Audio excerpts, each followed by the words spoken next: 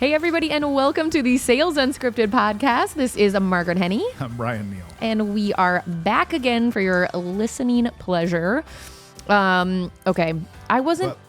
You're chewing gum. I'm chewing gum. Can you hear it? Well, these are really good microphones. Shit. Probably can. That's okay. No, All right, I got chewing. this. No, I got this foil right here. I haven't, and I would tell you, because we're close enough friends that I would tell you this. Like I told you, I had a boogie in the cave the other day, didn't I?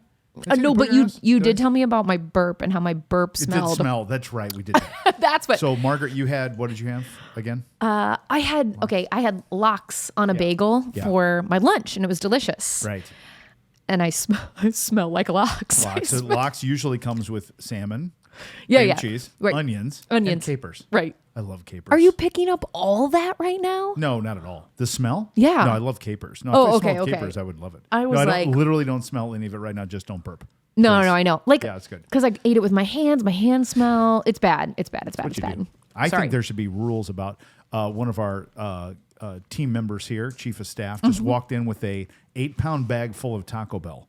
Oh. I think there should be. Now, I love a good Taco Bell session. Usually it's on the weekend, though. It's usually not in the office on a Tuesday. At shame. Noon. Shame. She just needed it. You know, it happens sometimes. It does.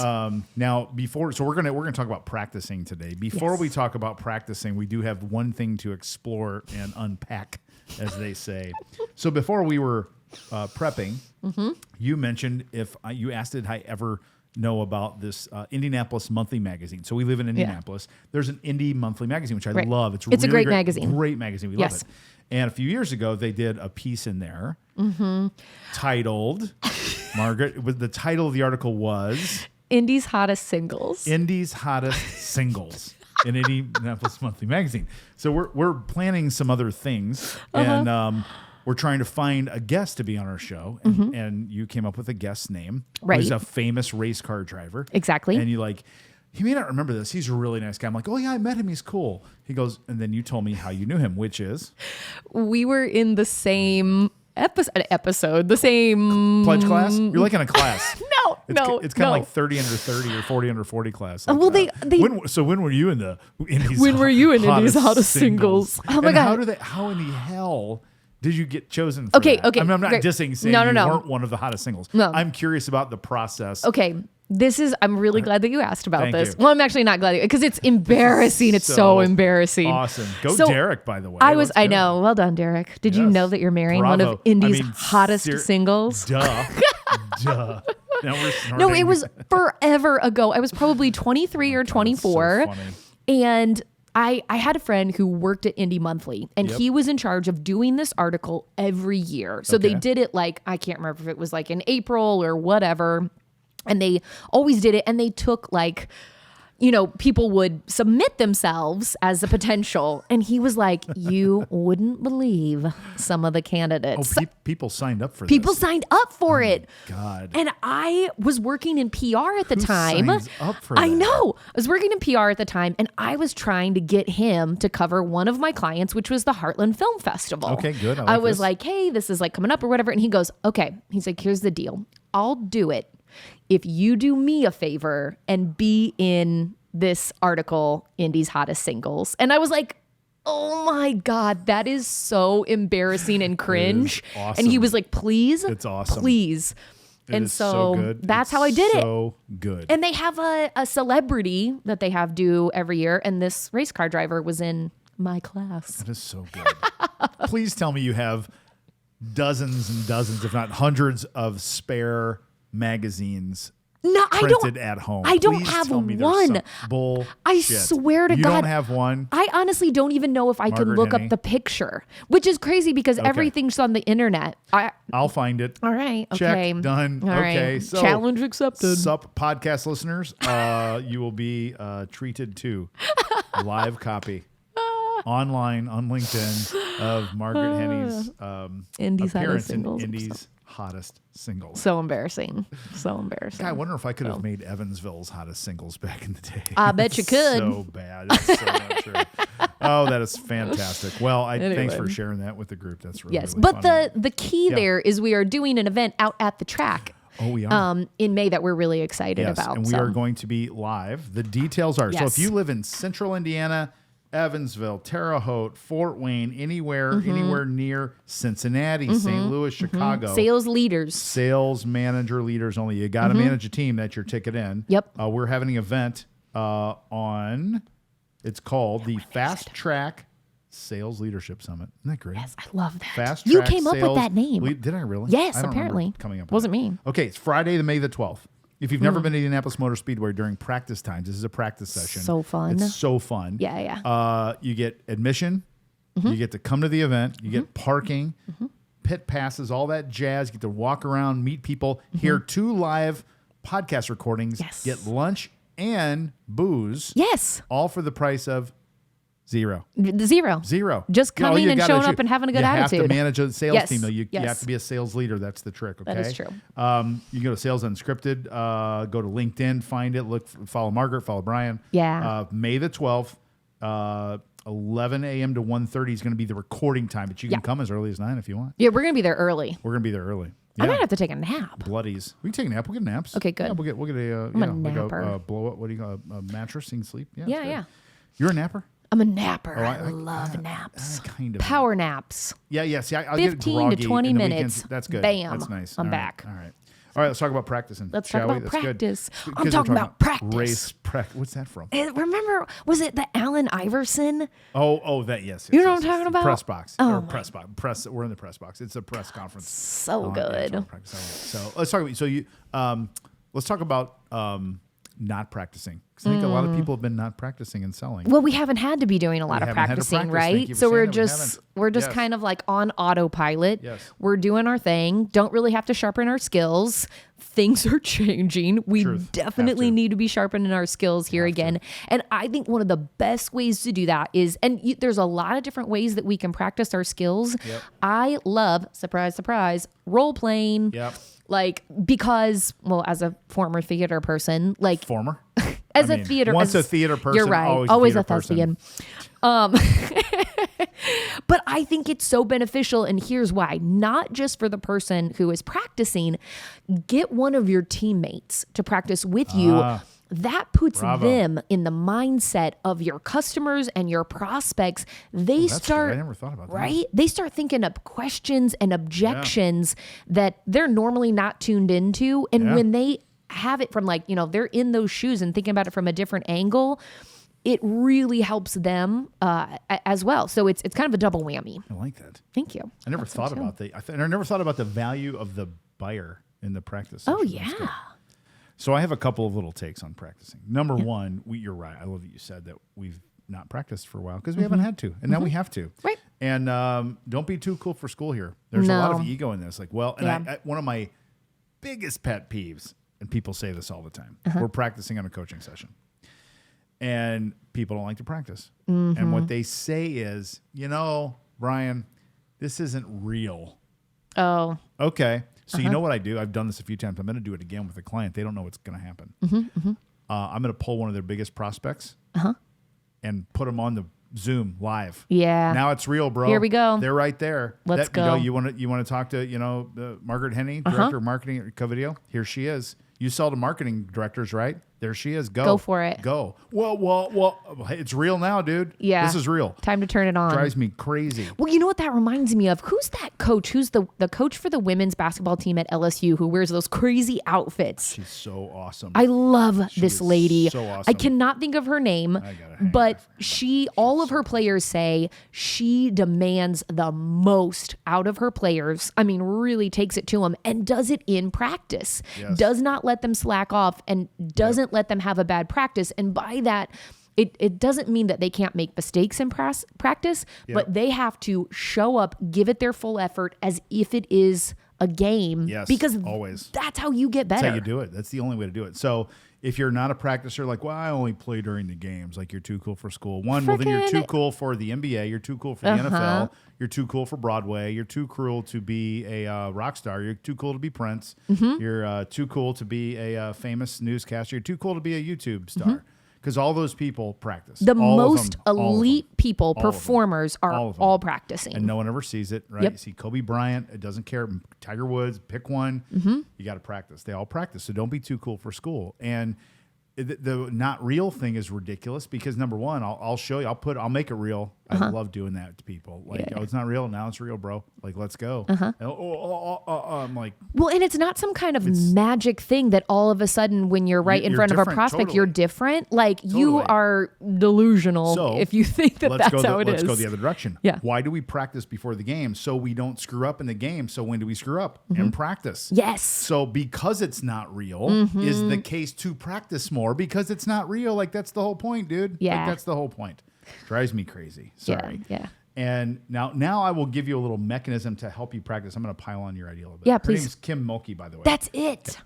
Totally forgot her. Love She was so, her. man. Yeah, and the women's tournament was so much better than the dudes, wasn't it? It was amazing. I'm not going to say better gosh. because I loved SDSU, but well, that's true. Yeah, but they did. But even like the final. in the final, you're right. The women's final was so awesome. so good. So awesome. Yep. We teach people to engage in what we call practice triads. Okay. So most people practice in pairs. We teach everyone to practice in triads and threes instead of pairs. Here's why.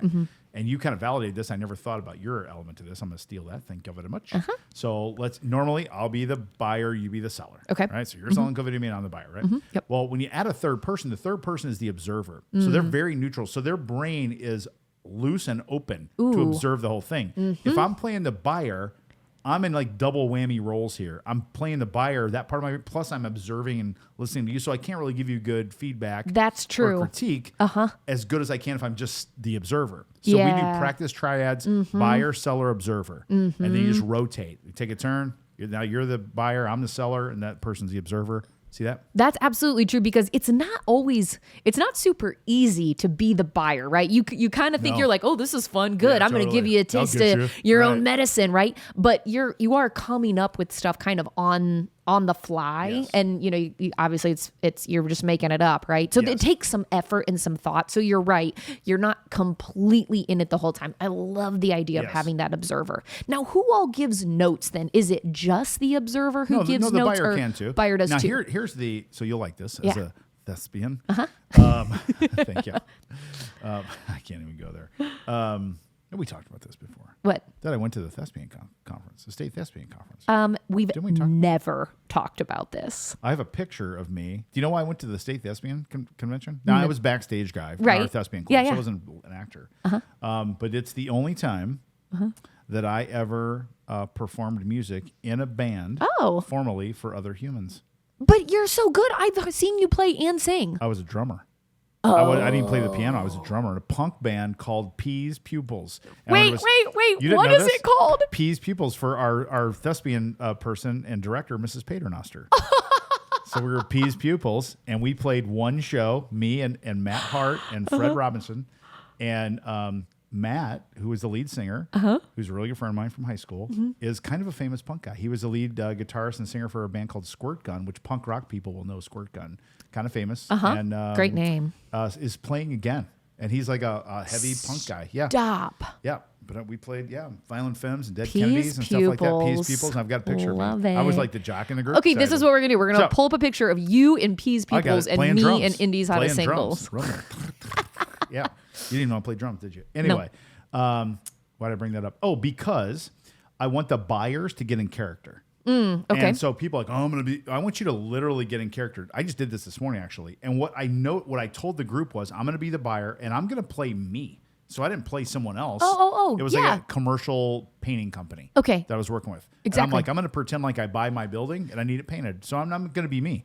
And then it's way easier if you can. And not everyone can do that, but you channel. And then what I told them was, I'm gonna keep track of how I feel as the conversation goes. So have you seen those things in politics that they use where they have the little dials, and as the politician is speaking, you turn the dial to green to the right or red to the left? No. And that's how politicians and pollsters get data that says, hey, when you said that word, everyone went green. Whoa. When you said that word, so don't say the word when it went red and say the word when it went green. Fascinating. It's really great. Yeah, there's a great book called Words That Work by Frank Lutz, Lutz.